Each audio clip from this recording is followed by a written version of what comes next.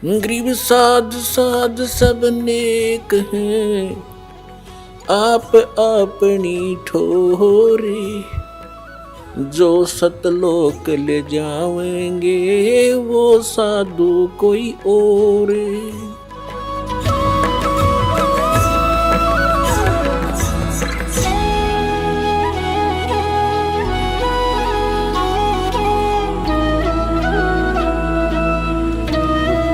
और जिनका ये अन्य संत पंथ उन महापुरुषों के भी प्रमाण देते हैं कि वो पार हो गए, वो महापुरुषों की वाणी भी लेते हैं, तो उन्होंने भी कौन से मंत्र जाप किए, फिर ये सब रास्ता साफ हो जाएगा, शंका समाप्त हो जाएगी। शंका समाप्त हुई, भगवान मिला, फिर तो क्रिया करनी शेष रह जाएगी। और वो क्रिया इतनी आसान है, चलते फिरते उठते बैठते भगवान का कभी कितना ही भजन कर लो, काम करते करते, और अंतिम सांस तक साधना करनी है, भगवान साथ लेकर जाएगा आपको सतलोक में।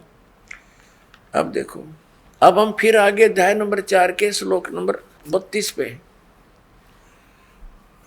अब इसमें है, इस प्रकार बहुत प्रकार के यज्ञ माने धार्मिक अनुष्ठानों की जानकारी ब्रह्मणे मुखे यहाँ लिखा गया, सच्चिदानंद घन ब्रह्म की वाणी में विस्तार के साथ कहे गए हैं।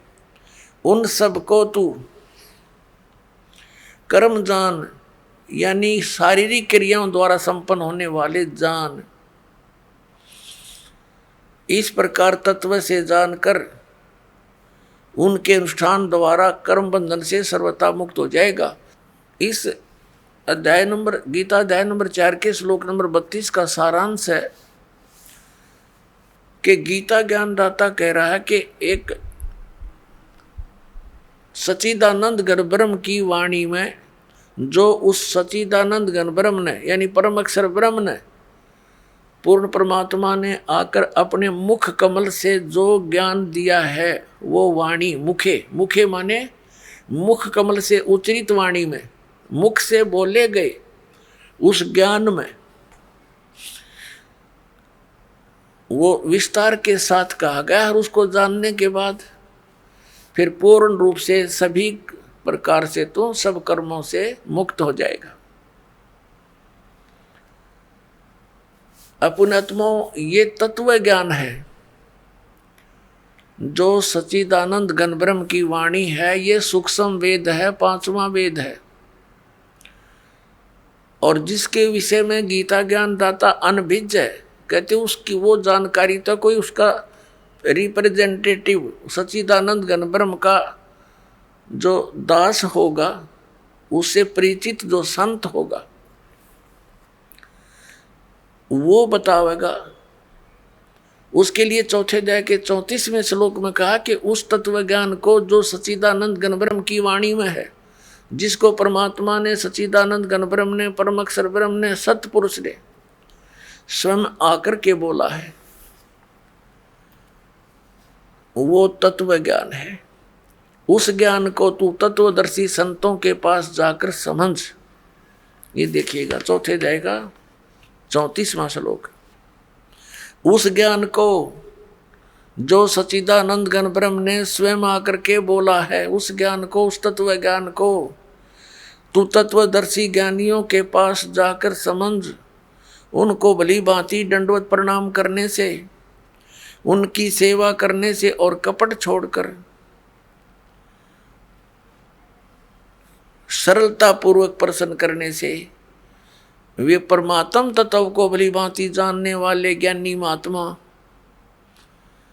तुझे तत्व ज्ञान का उपदेश करेंगे। अपने आत्माओं कितना कंसेप्ट क्लियर कर दिया। गीता ज्ञान दाता अपने से अन्य कोई परम अक्षर ब्रह्म के विषय में कह रहा है कि वो सच्चिदानंद घन ब्रह्म आकर के अपने मुख कमल से ज्ञान देता है, और वो तत्व ज्ञान है। उस तत्व ज्ञान को तू तत्वदर्शी संतों के पास जाकर समझ। उनको दंडवत प्रणाम करने से, विनम्र भाव से प्रसन्न करने से वह तत्वदर्शी संत ज्ञानी महात्मा तुझे उस तत्व ज्ञान का उपदेश करेगी। इससे सिद्ध है कि गीता ज्ञान दाता उस ज्ञान के विषय में नहीं जानता, नहीं तो ये लिखने और कहने की आवश्यकता ही नहीं थी। ये कह देता कि अगले अध्याय में लिखता हूं, उसमें पढ़ ले, इतनी सी बात थी। ये नहीं जानता, इसने उस ज्ञान को, पांचवें वेद को नष्ट कर दिया था, और उसको प्रदान करने के लिए परमात्मा स्वयं आते हैं। अपने आत्माओं यहाँ एक कंसेप्ट और क्लियर करेंगे। गीता ज्ञान दाता कहता है, अब उसकी पहचान भी बताता है कि वो तत्वदर्शी संत होगा कैसा। श्रीमद् भगवत गीता अध्याय नंबर 15 के श्लोक नंबर 1 में तत्वदर्शी संत की पहचान बताई है। क्या बताया है कि ये एक संसार रूपी उल्टा लटका हुआ वृक्ष समझो, पूरा विश्व सब ब्रह्मांडों समेत, और जिसकी ऊपर को जड़ है, नीचे को तीनों गुण रूपी शाखा है। श्रीमद् भगवत गीता अध्याय नंबर 15 के श्लोक नंबर 1 से लेकर 4 में ये स्पष्ट किया है, इस उल्टे लटके हुए संसार रूपी वृक्ष की जानकारी दी है। अब आपको ये उल्टा लटका हुआ संसार रूपी वृक्ष दिखाते हैं, फिर आसानी से जो दास सब सदग्रंथों से रूबरू करने जा रहा है, आपको आसानी से समझ जाएंगे। देखिएगा, ये समझो एक संसार रूपी वृक्ष है पूरा,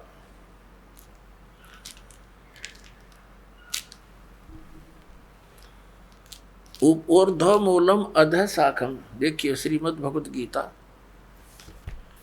अध्याय नंबर 15 का ये पंचदशो अध्याय यानी 15वां अध्याय, 15वां अध्याय है। ये इसका प्रथम श्लोक है। इसमें कहा कि ऊर्ध्व मूलम अधः शाखम अश्वत्थम प्राहु अव्यम छंदासी यस्य पर्णानि ये तम वेद स वेदवित्। ऊर्ध्व मूलम इसका अर्थ है कि ऊपर को जड़ और नीचे को शाखा। अधः माने नीचे होता है, ये भ्रमित है, इन्होंने गलत कर दिया। अधः माने ब्रह्मा रूप मुख्य शाखा वाले, नहीं। ये दूसरा अध्याय में 15वें अध्याय के दूसरे श्लोक में 2 बार अधः है, अधः अधः।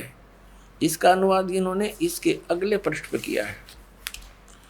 अधः माने नीचे, अधः माने नीचे, अधः माने नीचे, ऊर्ध्व माने ऊपर,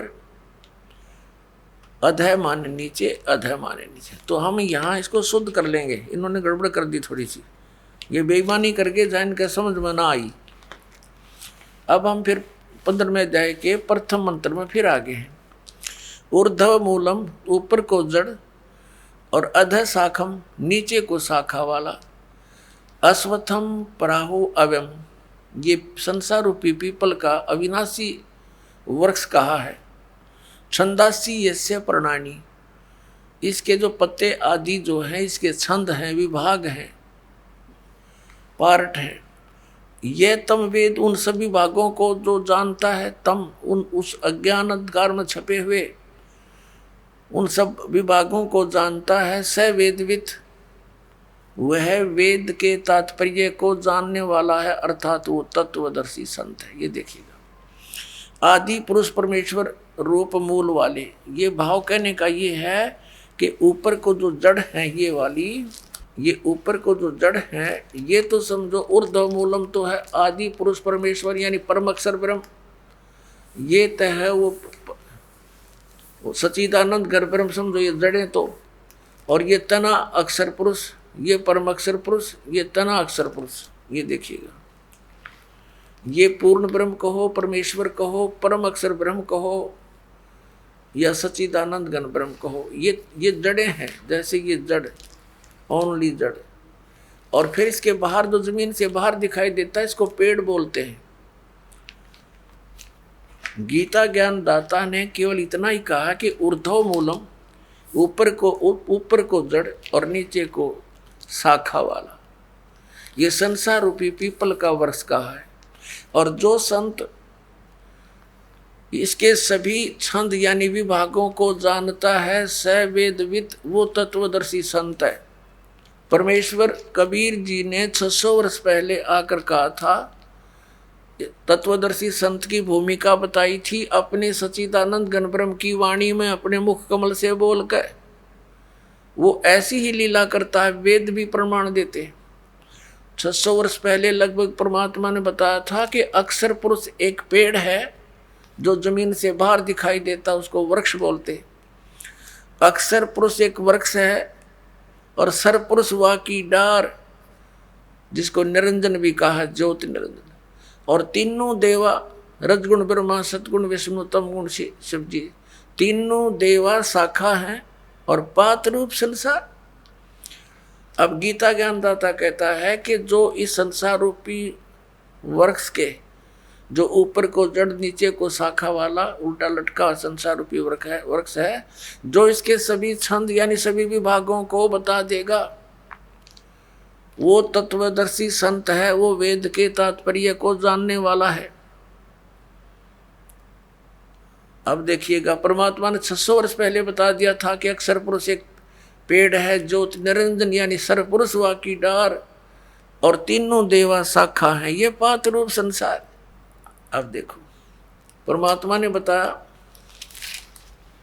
कबीर अक्षर पुरुष एक पेड़ है, निरंजन वा की डार, इसको सरपुरुष भी कहते हैं, ज्योति निरंजन को। और तीनों देवा, रजगुण ब्रह्मा, सतगुण विष्णु, तम गुण शिव जी रूपी शाखा है, ये पात रूप संसार।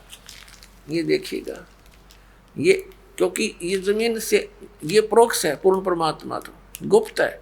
जमीन में जैसे जड़ प्रोक्ष होती है, जमीन में जैसे जड़ प्रोक्ष होती है। अब ये तना, ये अक्षर पुरुष है, अक्षर पुरुष एक पेड़ है, और सरपुरुष वा की डार, ये मोटी डार। सरपुरुष कहो, ज्योति निरंजन कहो, काल ब्रह्म कहो। और तीनों देवा, रजगुण ब्रह्मा, सतगुण विष्णु, तम गुण शिव जी, ये शाखा है। और पात रूप संसार, तो सच्चिदानंद घन ब्रह्म की वाणी में ये कंप्लीट ज्ञान लिखा हुआ है। गीता जी के अध्याय नंबर 4 के श्लोक नंबर 32 का ये निष्कर्ष है कि उस सच्चिदानंद घन ब्रह्म की वाणी में सब साधना यानी धार्मिक अनुष्ठानों की जानकारी बहुत विस्तार के साथ और यथार्थता से दे रखी है। उससे पूछो।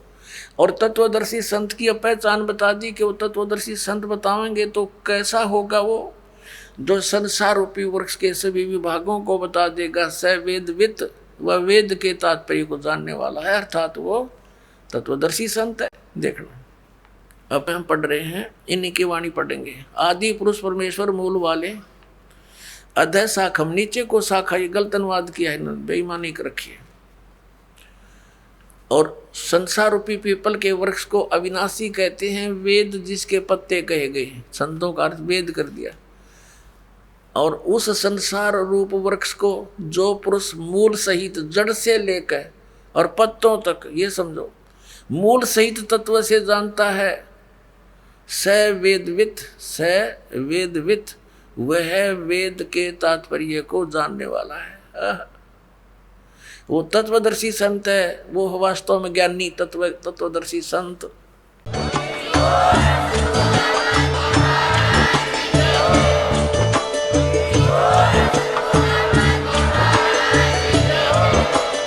आप सुन रहे थे जगत गुरु तत्वदर्शी संत रामपाल जी महाराज जी के मंगल प्रवचन। अधिक जानकारी के लिए विजिट कीजिए हमारी वेबसाइट www.jagatgururampalji.org। संत रामपाल जी महाराज जी के शुभ आशीर्वाद से पूरे विश्व भर में 500 से भी ज्यादा नाम दीक्षा केंद्र हैं, जिन पर संत रामपाल जी महाराज जी द्वारा ऑनलाइन निशुल्क नाम दीक्षा दी जा रही है। अपने नजदीकी नाम दीक्षा केंद्र का पता करने के लिए संपर्क करें 8222880541।